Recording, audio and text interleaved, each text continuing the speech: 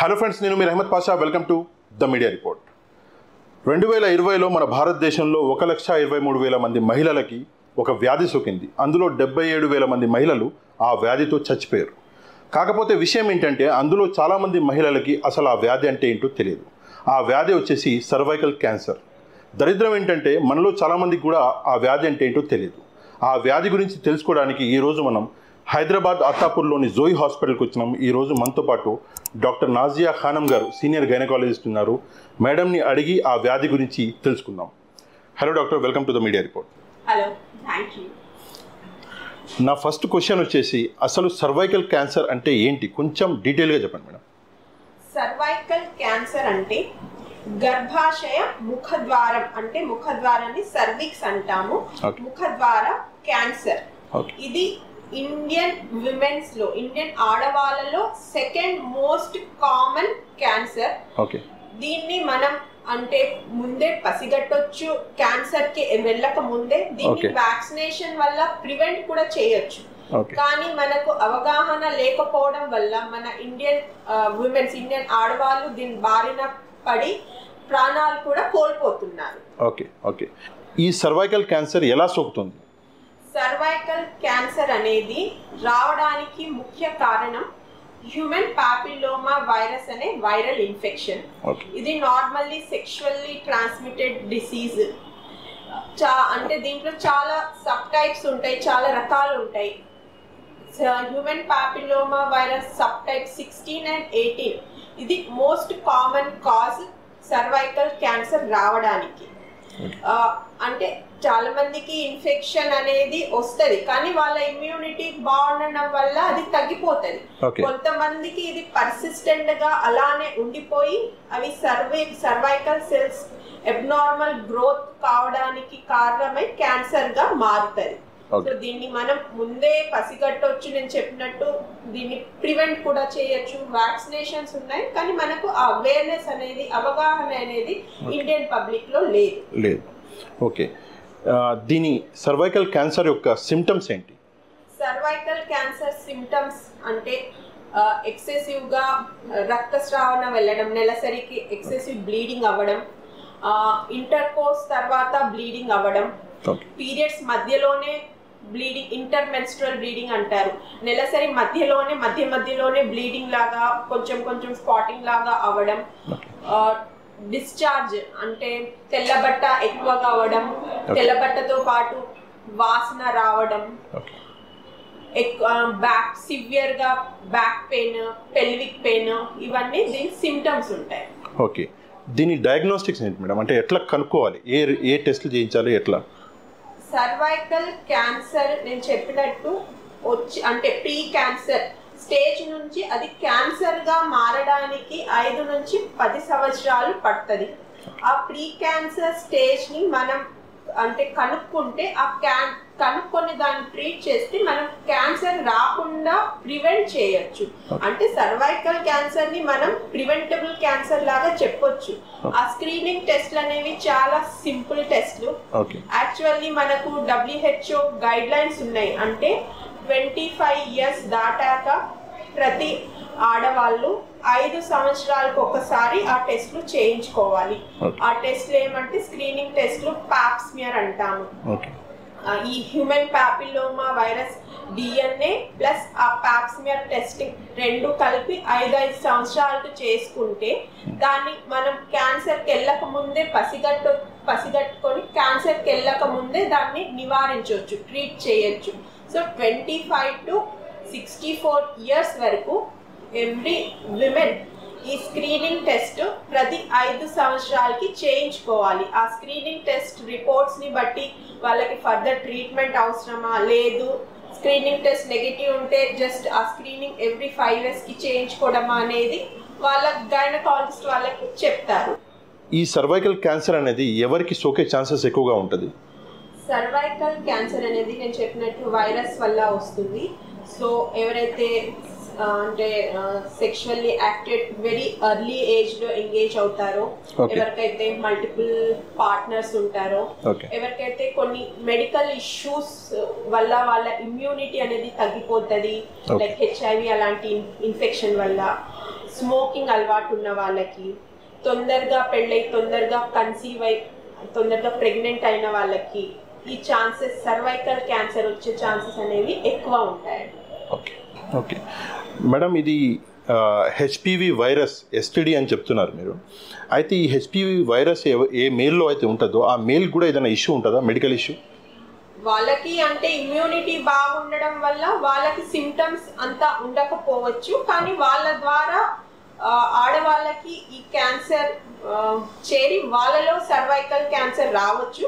ఇప్పుడు అందుకే మేల్ చైల్డ్కి కూడా మనం 9 to 14 years వ్యాక్సినేషన్ ఇవ్వమని చెప్తున్నాము. ఓకే. అండ్ చాలామంది ఒక విషయం, ఎవరికైతే ఈ సర్వైకల్ క్యాన్సర్ గురించి తెలుసో వాళ్ళ మనసుల్లో ఒక విషయం ఏంటంటే సర్వైకల్ క్యాన్సర్ వస్తే గర్భాశయం అనేది తీసేయడం వల్ల లాభం జరుగుతుంది అని కూడా అనుకుంటారు. దాని గురించి ఏమంటారు? అంటే సర్వైకల్ క్యాన్సర్ స్టేజ్ని బట్టి మనం దాన్ని తీసేయాలా ఉంచాలా, అది స్టేజింగ్ ని బట్టి చెప్పగలుగుతాము. అంటే చాలా ఎర్లీ స్టేజ్ లో దాన్ని అంటే మనం కనుక్కుంటే, అంటే సర్వైకల్ ఇంట్రాఎపిథీలియల్ లీజన్స్ అంటాము, ఆ వెరీ ఎర్లీ స్టేజ్ లో కనుక్కుంటే మనం గర్భసంచి తీయకుండా కూడా దీన్ని ప్రివెంట్ చేయొచ్చు. ఇంకా స్టేజింగ్ ని బట్టి దాన్ని అంటే కొన్నిసార్లు గర్భసంచి తీసేసి మళ్ళీ రేడియోథెరపీ అవన్నీ కూడా ఇవ్వాల్సి వస్తుంది. ఆ ట్రీట్మెంట్ అనేది స్టేజింగ్ ని బట్టి ఉంటుంది. ఓకే మేడం, ఇది పీసీఓడి అంటే ఏంటి? పీసీఓడికి ఈ సర్వైకల్ క్యాన్సర్కి ఏమన్నా రిలేషన్ ఉందా?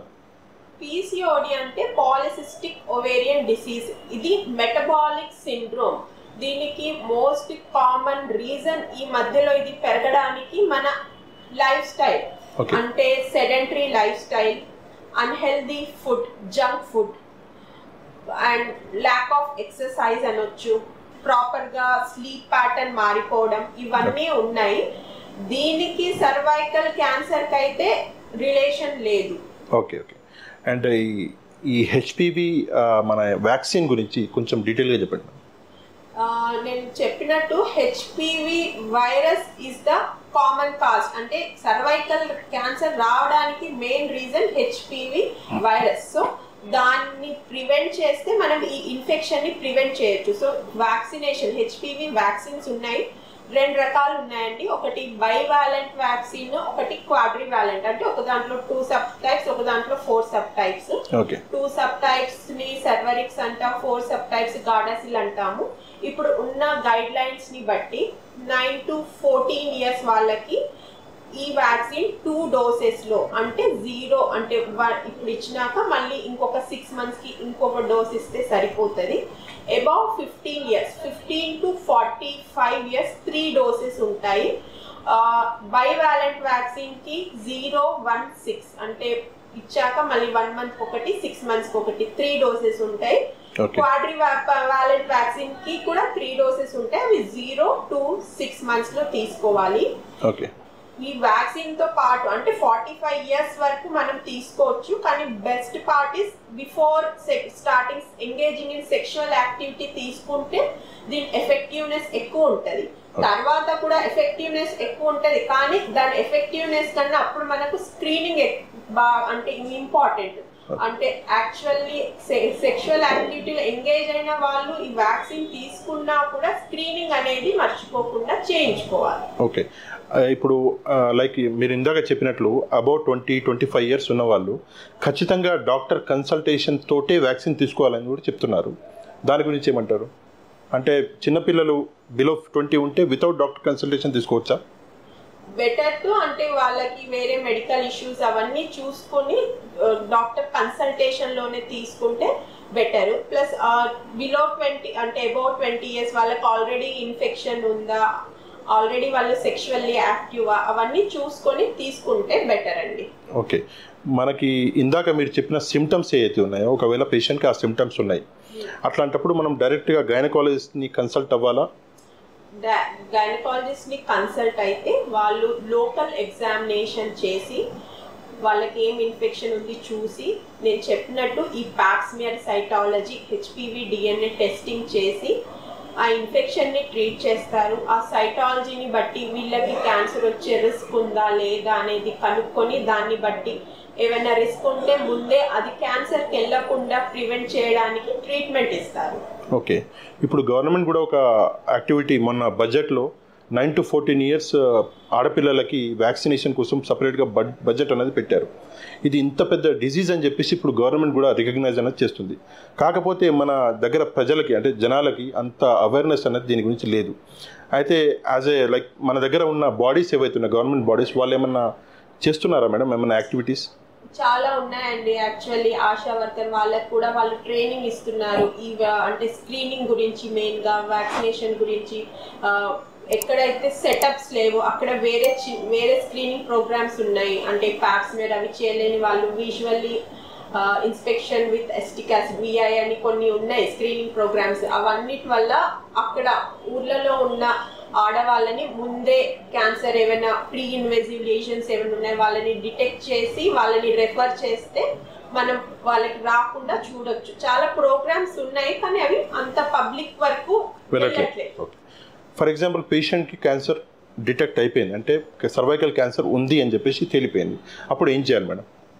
సర్వైకల్ క్యాన్సర్ ఉంది అంటే ఒకటేంటంటే బయాప్సీ చేస్తారు. అంటే అది ఎక్కడి వరకు దాన్ని మెటాస్టేసిస్ ఉంది, ఎక్కడి వరకు సోకింది అనేది చూస్తారు. దాన్ని బట్టి అంటే ఆంకాలజిస్ట్, సర్జికల్ ఆంకాలజిస్ట్కి రెఫర్ చేయాలా, రేడియోథెరపీ వాళ్ళకి రెఫర్ చేయాలా, ఇవన్నీ డిపెండ్ అయి ఉంటుంది. స్టేజింగ్ ఆఫ్ క్యాన్సర్ని బట్టి డిపెండ్ అయి ఉంటుంది. ఇక్కడ జోయి హాస్పిటల్లో మన దగ్గర ఈ ఫెసిలిటీస్ అన్నీ ఉన్నాయా మేడం? ఎట్లా మన దగ్గర అంటే మేము గైనకాలజిస్ట్ అంటే వచ్చే ఆడవాళ్ళని ప్రతి వాళ్ళని స్క్రీనింగ్ ఇంపార్టెన్స్ చెప్తున్నాము, వ్యాక్సినేషన్ ఇంపార్టెన్స్ చెప్తున్నాము. వాళ్ళని ఒకవేళ ఏమైనా క్యాన్సర్ డిటెక్ట్ అవుతే మేము మా దగ్గర సర్జికల్ ఆంకాలజిస్ట్ని పిలిచి సర్జరీ వరకు వీఆర్ డూయింగ్ హియర్. ఓకే, ఎన్ని బ్రాంచెస్ ఉన్నాయి మేడం? కొంచెం హాస్పిటల్ డీటెయిల్స్ చెప్తారా? జాయ్ హాస్పిటల్కి యాజ్ సచ్ హైదరాబాద్లో 3 బ్రాంచెస్ ఉన్నాయండి. ఒకటి అత్తాపూర్లో, ఇంకొకటి సోమాజిగూడలో, ఇంకొకటి అమీర్పేట్లో. ఓకే, అన్ని హాస్పిటల్లో ఈ ఫెసిలిటీస్ అన్ని అవైలబుల్ ఉన్నాయా? యా అండి, అన్ని హాస్పిటల్స్లో ఈ ఫెసిలిటీస్ అవైలబుల్ ఉన్నాయి. Thank you very much madam. Thank you very much for your valuable time. Thank you very much for involving me in educating public regarding cervical cancer. Thank you so much. Thank you, madam. Government కూడా చాలా important step ఒకటి తీసుకున్నది. 9 సంవత్సరాల వయసు నుంచి 14 సంవత్సరాల వయసు ఉన్న ఆడపిల్లలకి ఫ్రీగా వ్యాక్సినేషన్ ఇవ్వబోతుంది గవర్నమెంట్. ఇది కూడా చాలా ఇంపార్టెంట్ స్టెప్. దీన్ని కూడా మనం అందరం హర్షించాలి. మీకు ఈ వీడియో నచ్చిందని అనుకుంటున్నాను. తప్పకుండా ఈ వీడియోని మీకు తెలిసిన అందరూ ఆడవాళ్ళకి షేర్ చేయండి. నెక్స్ట్ వీడియోలో మళ్ళీ కలుద్దాం. అంతవరకు థ్యాంక్ యూ వెరీ మచ్. జై హింద్.